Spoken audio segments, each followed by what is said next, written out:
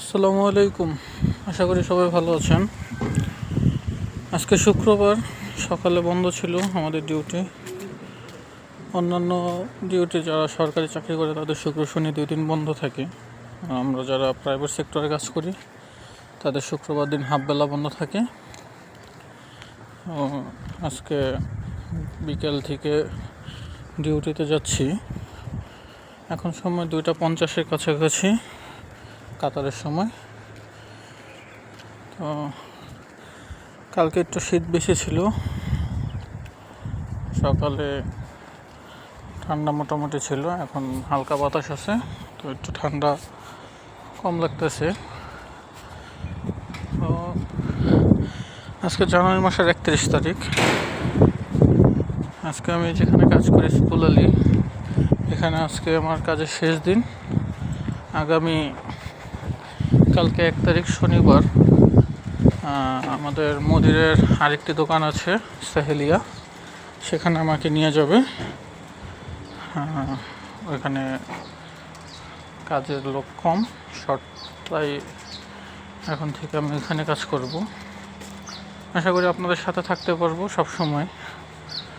আর যারা আমার ভিডিও দেখবেন দয়া করে সাবস্ক্রাইব করে দিবেন, যাতে কাতারের সব রকম আপডেট আপনাদের দিতে পারি। আর কাতার নিয়ে কোনো প্রশ্ন থাকলে বলতে পারেন কমেন্টের মাধ্যমে। আশা করি সব কিছুর উত্তর খুব সুন্দরভাবে দেব। আসলে আমরা বাংলাদেশের মানুষ মনে করি কি ফ্রি ভিসায় কাজে যাওয়া মানে অনেক ভালো। আসলে বাস্তবতা সেটা নয়। কাতারে বর্তমানে কাজের খুবই অভাব, যেটা ভাষায় প্রকাশ করার মতো না। যারা ফ্রি ভিসায় আছে তারা কাজ করতেছে, কিন্তু বেতন তারা ঠিক মতো পায় না। এটা হলো তাদের মূল সমস্যা। আর যারা মনে করে আমরা ফ্রি ভিসায় আসবো, যেরকম কাজ পাবো তাই করব, তাদের ধারণা ভুল। আমি মনে করি তাদের জন্য তাদের একটাই পরামর্শ দিতে চাই, তারা যাতে কোনো কোম্পানিতে আসে।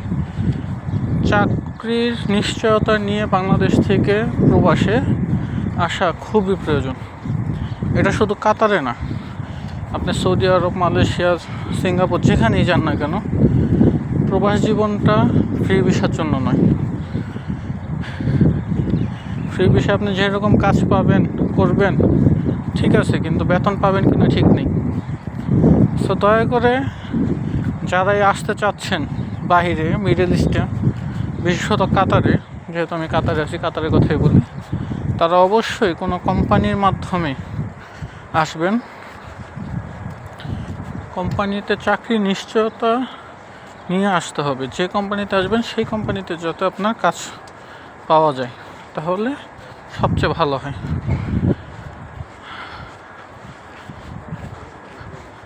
আশা করি আমার কথাগুলো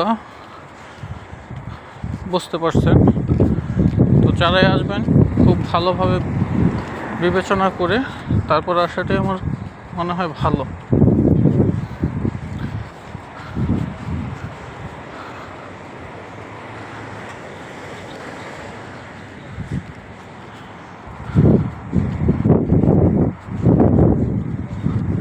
বর্তমানে কাতারের ফ্রি ভিসার লোকেরা খুবই কষ্টে জীবনযাপন করতেছে। কারো চাকরি আছে, কারো চাকরি নেই। আর যারাও কাজ করতেছে তাদের অধিকাংশ মানুষ ঠিকমতো বেতন পাচ্ছে না। 3 মাস 4 মাস পরে তাদের কিছু টাকা দেওয়া হচ্ছে তাদের থাকা খাওয়া বাবদ। আপনি যে দেশে টাকা পাঠাবেন তা কোনোভাবেই সম্ভব হচ্ছে না। তো আমি মনে করি ফ্রি ভিসা যারা আসতে চান, ফ্রি ভিসা না আসাটাই সবচেয়ে ভালো।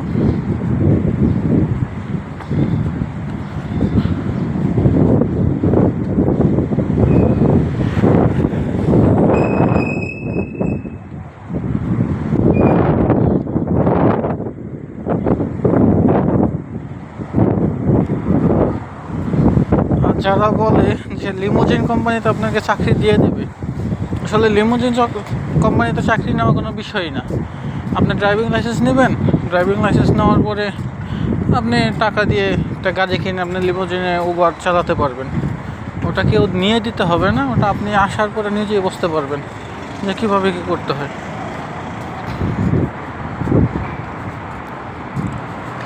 আশা করি আমার কথাগুলো সবাই বুঝতে পারছেন। দয়া করে যারা ফ্রি ভিসা আসতে চাচ্ছেন তারা একটু সতর্ক সহকারে কাতারে পা দিবেন,